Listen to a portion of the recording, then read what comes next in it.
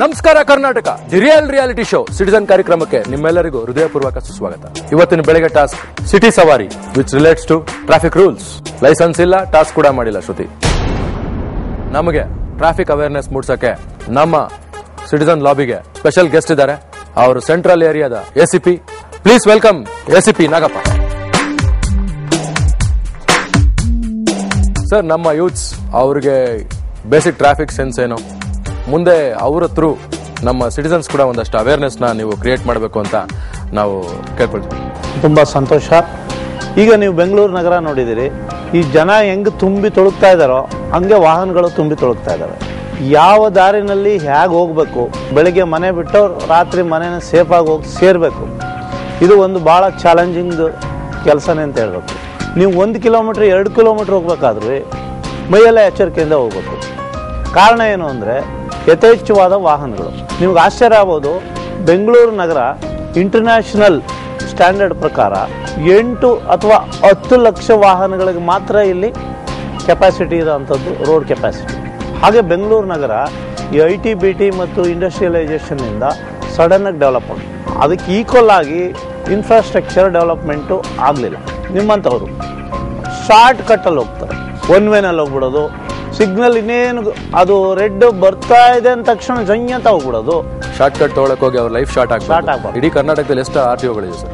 12 ಅಥವಾ 13 RTOಗಳು ನಮ್ಮ ಬೆಂಗಳೂರು ವ್ಯಾಪ್ತಿನಲ್ಲಿ ಕೆಲಸ ಮಾಡ್ತಾ ಇದ್ದಾರೆ ಸರ್. ಇವತ್ತು ಈ 10 ಜನಕ್ಕೆ ನಾವು ಟಾಸ್ಕ್ ಅಂತ ಕೊಟ್ಟಿದ್ವಿ. ಅದರಲ್ಲಿ ಒಬ್ಬರಿಗೆ ಲೈಸೆನ್ಸ್ ಇಲ್ಲ, ಜೊತೆಗೆ ಅವರು ಆ ಹುಡುಗಿ ಗಾಡಿ ಓಡಿಸೋದಕ್ಕೆ ಬರೋದಿಲ್ಲ, ಶ್ರುತಿ ಅನ್ನೋರು.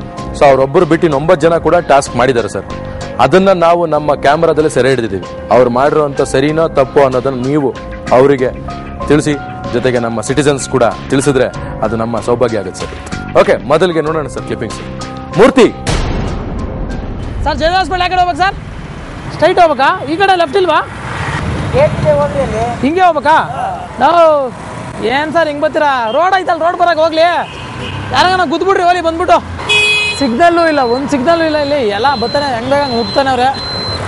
ದೊಡ್ಡದಾಗಿ ಬೆಂಗಳೂರು ಕಟ್ಸೋರೆ. ಮೂರ್ತಿ ನೋಡೋಣ ನಮ್ಮ ಸರ್ ಏನು ಹೇಳ್ತಾರೆ ಅವ್ರ ಬಗ್ಗೆ. ಈಗ ನೀವು ಗಾಡಿ ಓಡಿಸುವಾಗ ಅಕ್ಕಪಕ್ಕದವ್ರ ಕಡೆ ನೋಡ್ಕೊಂಡು ಮಾತಾಡ್ತಾ ಇರ್ತೀರಿ, ಅದೆಲ್ಲ ಹೋಗುತ್ತೆ ಇದೆಲ್ಲ ಹೋಗುತ್ತೆ ಅಂತ. ಮತ್ತು ಓವರ್ ಸ್ಪೀಡಲ್ಲೂ ಹೋಗ್ತಾ ಇದ್ದೀರಿ. ಆಮೇಲೆ ನೀವು ಗಾಡಿ ನಡೆಸುವಾಗ ನಿಮ್ಮ ಕಾನ್ಸಂಟ್ರೇಷನ್ನು ಗಾಡಿ ಓಡಿಸೋ ಕಡೆ ಇರಬೇಕೆ ಹೊರತು, ಅದು ಬಿಟ್ಟು ನಿಮ್ಮ ಕಾನ್ಸಂಟ್ರೇಷನ್ನ ಬೇರೆ ಬೇರೆ ಕಡೆ ಡೈವರ್ಷನ್ ಮಾಡ್ತೀರಿ. ಡೈವರ್ಷನ್ ಮಾಡಿದ್ರೆ ನಿಮ್ಗೇನೋ ಒಂಥರ ಖುಷಿಗೆ ಮಾಡ್ತೀರಿ. BMTC ಬಸ್ನವರು ನೀವು ಸಡನ್ ನಿಂತ್ಕೊಂಡು ಯಾರನ್ನೋ ಏನೋ ಕೇಳ್ತಾ ಇದ್ದೀರಿ ಅಂತ ಅವನಿಗೆ ಕನಸು ಬೀಳಲ್ಲ ಡ್ರೈವರ್ಗೆ. ಅವನ ಇದರಲ್ಲೆಲ್ಲೋ ಬಂತ ನೀವು ದೊಡ್ಡ ಅಂತ ಸ್ಟಾಪ್ ಮಾಡಿದ್ರೆ ಅವನು ಬಂದು ನಿಮ್ಮ ಮೇಲೆ ಬೀಳ್ತಾನೆ, ನೀವು ಅಪ್ಪಚ್ಚ ಆಯ್ತೀರಿ. ಕೊನೆಗೆ BMTC ಕಿಲ್ಲರ್ ಅಂತ ಪೇಪರ್ನಲ್ಲಿ TV-ನಲ್ಲಿ ಬರುತ್ತೆ. ಓಕೆ, ನೆಕ್ಸ್ಟ್ ಕಂಟೆಸ್ಟೆಂಟ್ ನೋಡೋಣ sir. Tilak Nagar uncle, no parking ಇದೆ, ಗಾಡಿ ನಿಲ್ಸಿದ್ದೀರಾ? ಎತ್ತಿ ಬೇಗ. ಅಲ್ಲಿ ಆಚೆ ಪಾರ್ಕಿಂಗ್ ಮಾಡಿದ್ರೆ ಏನು ಪ್ರಾಬ್ಲಮ್ ಇಲ್ಲ ತಾನೆ? ಗಾಡಿನ ಒಳಗಡೆ ಹಾಕಿ. ಇಲ್ಲ, ಆಚೆ ಪಾರ್ಕಿಂಗ್ ಇದೆಯಾ? ಇಲ್ಲ, ಇಲ್ಲಿ ಹಾಕಿ ನೀವು ಹೋಗ್ತಾ ಇದ್ದೀನಿ, ಪಾರ್ಕಿಂಗ್ ಇದೆ ತಾನೆ ಆಚೆ? ಬೇಡಮ್ಮ, ಒಳಗಡೆ ಹಾಕ್ಬಿಡಮ್ಮ. ಕವರ್ ಯೂಸ್ ಮಾಡೋದ ಅಂತ ಹೇಳಿದಲ್ಲ, ಕವರ್ ಯೂಸ್ ಮಾಡೋದ ಅಂದಮೇಲೆ ಯಾಕೆ ಯೂಸ್ ಮಾಡ್ತಾ ಇದ್ದೀರಾ? ಬ್ಯಾಂಡ್ ಆಗಿದೆ ತಾನೆ ಕವರ್ದು, ಇನ್ಮೇಲಿಂದ ಯೂಸ್ ಮಾಡಬಾರ್ದು. ಇಲ್ಲ ಅಂದ್ರೆ ನಾನು ಪೊಲೀಸ್ ಕಂಪ್ಲೇಂಟ್ ಕೊಡ್ತೀನಿ. ನೀವೇ ಹೇಳ್ಬೇಕು ಸರ್. ಯಾವ ಥರ ಜನ ನ್ಯಾಚುರಲ್ ಆಗಿ ತಮ್ಗೆ ಅರಿವಿದ್ದೋ ತಪ್ಪು ಮಾಡ್ತಾ ಇರೋದನ್ನ ನೀವು ರೆಪ್ರೆಸೆಂಟ್ ಮಾಡ್ತಾ ಇದ್ದೀರಿ. ಅರ್ಥ ಆಯ್ತಾ? ಇದು ಎಲ್ಲ ಜನಗಳು ಮಾಡ್ತಕ್ಕಂಥದ್ದು ಮಿಸ್ಟೇಕ್ಸು. ಇದನ್ನ ನಮ್ಮ ಜನ ಇದನ್ನ ಈ ಥರ ಪ್ರೋಗ್ರಾಮ್ಗಳನ್ನು ಈ ಥರ ಮಿಸ್ಟೇಕ್ ಮಾಡೋದನ್ನ ನೋಡಿ ಅದನ್ನು ತಮ್ಮ ತಪ್ಪನ್ನು ತಾವು ತಿದ್ಕೊಳ್ಳೋದ್ರಿಂದ ಸಾಕಷ್ಟು ಜೀವಹಾನಿಯನ್ನು ಉಳಿಸ್ಬೋದು, ಪ್ರಾಣಹಾನಿಯನ್ನು ಉಳಿಸ್ಬೋದು. ಒಳ್ಳೆ ಸಿಟಿಸನ್ ಆಗಿ ನಾವು ಬೆಳೀಲಿಕ್ಕೆ ಸಾಧ್ಯ ಆಗುತ್ತೆ. ಎಷ್ಟು ಕಿಲೋಮೀಟರ್ ಸ್ಪೀಡಲ್ಲಿ ಹೋಗ್ತಿದ್ರು ನೀವು? Sir 50 to 60 sir. Fast and furious ಅಂತ ಕೊಟ್ಟಿದ್ವಾ ಇವತ್ತು ಟಾಸ್ಕ್? ಇಲ್ಲ ಸರ್, ಯಾರಿಗೂ ಟೈಮ್ ಬೌಂಡ್ ಕೊಟ್ಟಿರಲಿಲ್ಲ ನಾವು. ಅವರು ವಿನಾಕಾರಣ ವಾಗ್ವಾದ. ಅಲ್ಲಿ ಅವರು 40 ಮೈಕ್ರೋನ್ಸ್ ಕರೆಕ್ಟಾಗಿ ಯೂಸ್ ಮಾಡ್ತಾ ಇದ್ದಾರೆ, ಅಲ್ಲಿ ಹೋಗಿ ಸಿಕ್ಕಾಕೊಂಡಿದ್ದೀರಾ. ನೀವು ಎಲ್ಲಿ ತಪ್ಪಿಲ್ವೋ ಅಲ್ಲಿ ತಪ್ಪು ಹುಡ್ಕೊಂಡು ಬಿಟ್ಬಿಟ್ರೆ ಒಳ್ಳೇದು. ಓಕೆ, ನೆಕ್ಸ್ಟ್ ನೋಡೋಣ. ನಿಂದ ಇದು ಪಾಲಿಸಿ ಗೊತ್ತಿಲ್ವಾ ತಪ್ಪಂತ? ಇದು ಸೇಲ್ ಮಾಡಿ ತಪ್ಪಂತ ಗೊತ್ತಿಲ್ವಾ? ಎತ್ಲ ಕಂಪ್ಲೇಂಟ್ ಕೊಡಲ್ಲ ಇವಾಗ ಹೇಳಿ ಸ್ಟೇಷನ್ಗೆ. ಸರ್ ನಿಮ್ಮ ಓನರ್ ಸ್ಟೇಷನ್ ಒಳಗೆ ಬರೋ ಹೇಳು.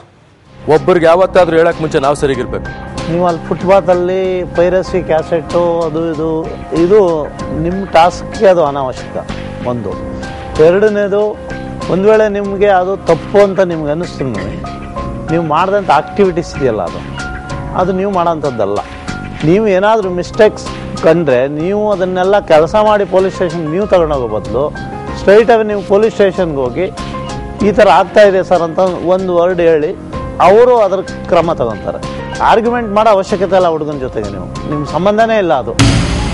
It is not the way you drive, it is the way you park your vehicle ಅಂತ ಸೇಯಿಂಗ್ ಇದೆ. ಏನಂದ್ರೆ ನೀವು ಗಾಡಿ ತಗೊಳ್ಳೋದೇ ಓಡಿಸೋದೇ ದೊಡ್ಡ ವಿಷಯ ಅಲ್ಲ, ಹೆಂಗೆ ಪಾರ್ಕ್ ಮಾಡ್ತೀರಾ ಅನ್ನೋದು ಬಹಳ ದೊಡ್ಡ ಇಂಪಾರ್ಟೆಂಟ್ ಇವತ್ತು. ಸೊ ನೀವು ಮಾಡಿದ್ದು ಒಂಥರ ಗೂಂಡಾ ವರ್ತನೆ, ಅವರು ಕೇಸ್ ಹಾಕಿದ್ರೆ ನೀವೇನ್ ಮಾಡ್ತೀರಾ ಸರ್? ಐಮ್ ಸಾರಿ ಸರ್, ನೀವು ಆಕ್ಷನ್ ತಗೊಳ್ತೀರಲ್ಲ ಸರ್ ಅವ್ರ ಕೇಸ್ ಹಾಕಿ? ಇನ್ನೂ ಒಂದು ಮಿಸ್ಟೇಕ್ ಹೇಳ್ತೀನಿ ಅಲ್ಲಿ. ಸಪೋಸ್ ಇಂಥವೆಲ್ಲ ಮಾಡೋರು ಹುಡುಗರನ್ನ ಬಿಟ್ಟು ಗ್ಯಾಂಗ್ ಮಾಡ್ತಾ ಇರ್ತಾರೆ, ನೀವು ಇದನ್ನೆಲ್ಲ ಮಾಡೋದು ನೋಡಿ ಅವರು ನಿಮಗೂ ಕ್ಲಾಶ್ ಆಗಿ 4 ಇಕ್ಕಿದ್ರು ಇಕ್ಕ ಚಾನ್ಸಸ್ ಇರುತ್ತೆ ನಿಮಗೆ. Sorry sir, next time process follow. ನಾನು ನಿಮ್ಮಿಂದ ಇಂಥ ಒಂದು ವರ್ತನೆ ನಾನು ಎಕ್ಸ್ಪೆಕ್ಟ್ ಮಾಡಿಲ್ಲ, ಗೂಂಡಾ ವರ್ತನೆ ನಾನು ಎಕ್ಸ್ಪೆಕ್ಟ್ ಮಾಡಿಲ್ಲ. Because I have got higher expectations from you. ನಾವು ಕೊಟ್ಟಿರೋ ಟಾಸ್ಕ್ ನ ಕಾನ್ಸಂಟ್ರೇಟ್ ಮಾಡಿ. ಪ್ರತಿ ಈವ್ನಿಂಗ್ ನಾನು ನಿಮ್ಮನ್ನ ಲಾಂಜಲ್ಲಿ ಕರ್ಕೊಂಡ್ಬಂದು ನಮ್ಮ ಸಿಟಿಸನ್ ಲಾಂಜಲ್ಲಿ ಬಯಕ್ ನನಗೆ ಇಷ್ಟ ಇಲ್ಲ. ಓಕೆ ಅವಿಶ್, ಬನ್ನಿ ಸರ್ ಒಳಗೆ. ನೀವು ಬ್ಲಾಕ್ ಮಾಡಿಬಿಟ್ರೆ ರೂಲ್ಸ್ ಪ್ರಕಾರ ಮಿರರ್ ಇಲ್ಲದೆ ಗಾಡಿ ಓಡಿಸ್ಬಾರ್ದು, ಆದರೂ ಓಡಿಸ್ತಾ ಇದ್ದೀನಿ. ಲೆಫ್ಟ್ ಓವರ್ಟೇಕ್ ಒಂದು ಮಾಡಿದ್ರಿ, ಒಂದು ಮಿಸ್ಟೇಕ್. ಎರಡನೇದೇನು ಅಂದ್ರೆ ಇಂಡಿಕೇಟರ್ ಹಾಕಿದ್ದು. ಓಕೆ, ರಘು ಶ್ರೀವತ್ಸ.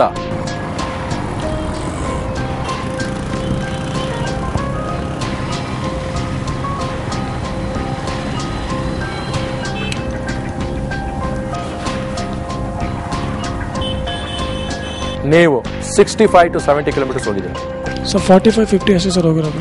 80 ಕೂಡ ಹೋಗಿದ್ದೀರಾ? ನಮ್ಮ ಹತ್ರ ಡೀಟೇಲ್ಸ್ ಇದೆ, ಬೇಕಾ ಸರ್? ಇಲ್ಲ ಸರ್, ಖಂಡಿತವಾಗ್ಲೂ ನಾನು ಹೋಗಿಲ್ಲ ಸರ್.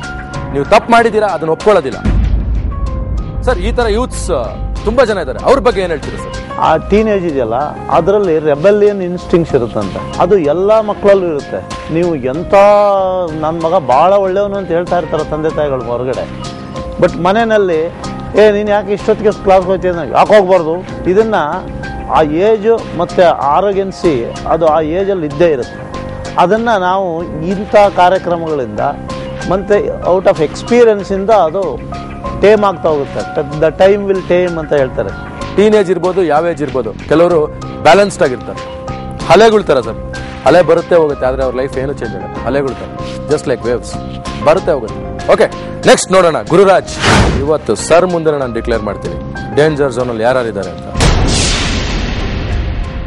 ಈ 3 ಜನನು ಡೇಂಜರ್ ಝೋನಲ್ಲಿ ಇರೋರು ನಾಳೆ ಬೆಳಗ್ಗೆ ಹೋಮ್ ಗಾರ್ಡ್ಸ್